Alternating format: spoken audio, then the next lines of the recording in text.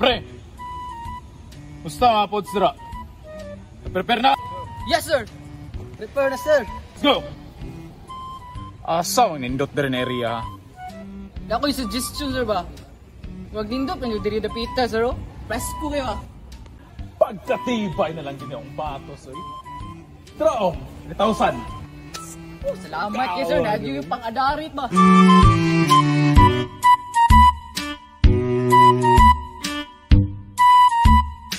Malibala dira. Tuon sa ako ang mga migug-miga. Mga amigo! Miga! Birthday ba na ko ron? Saan? Tara, ato na rin to. Ay, kamo diya! Dali mo dre!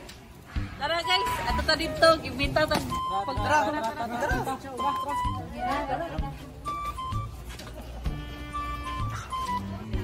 Pwede!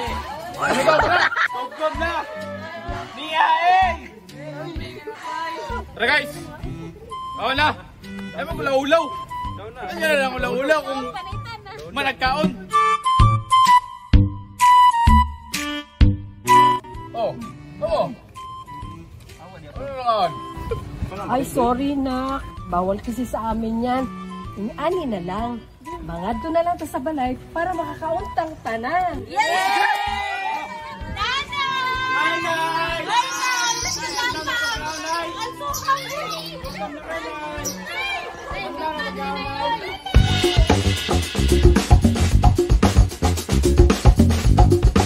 Hintayin na muna natin yung ating birthday celebrant.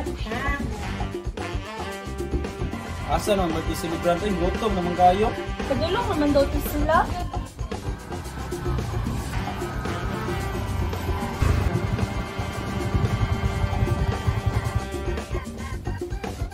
Uy, nanas daw. Ayun! Nanay. Ayo. Welcome, celebrant! Happy birthday! Nano wala tong celebrant, kantahan na rin siya na happy birthday! Happy birthday to you. Happy birthday to you. Happy birthday, happy birthday, happy birthday to you. Eh, una ta mga on, may nalamit sa tasa ato ang pagkaon sa celebrant. Amahan namong Diyos nga gamhanan kag balaan ibabaw sa ngatanan. Ani ang kaming tanan para sa pagselebrar sa adlaw nga tawhan sa among usa ka higala. Bade, Cindy. Happy birthday to you. Happy birthday, celebrant! You may now blow your candle and make a wish.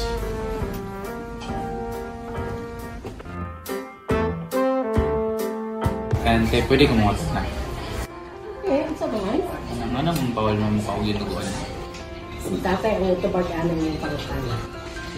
Mga anak o mga higala, dili akong katubag ni Ana. Masagdan nato nga ang Biblia maoy motubag kanato. O pagabasahon lang nato. Bahin sa pagbawal o pagkaon sa dugo, dili ang iglesia ang nagabawal ni Ana. Insa ang nagabawal ni Ana? Masagdahan nato nga ang Biblia mao'y motubag. Kay hanap-hanap naman ang akong mata, pasagdan nato si Jerry mao'y mubasa ni Ana.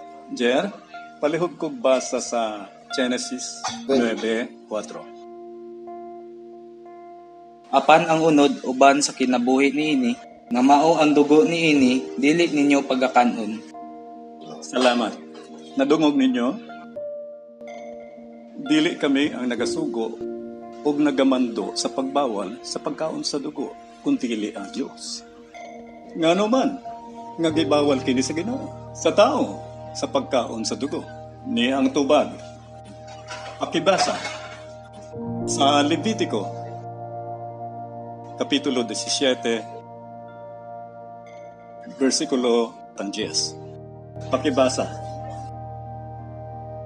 Ug kun may Israelita, Imanin ninyo, kining Israelita, katawhan kini sa Diyos.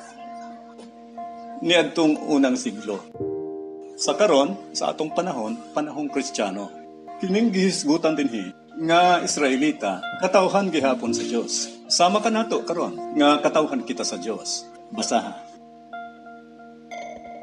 Kung may Israelita o dumuduo nga nagpuyo, tipon kanila nga mukaon ug binsa unsa nga dugo, makigbatok ako kaniya ug hinginlan ko siya gikan sa katawhan sa Dios.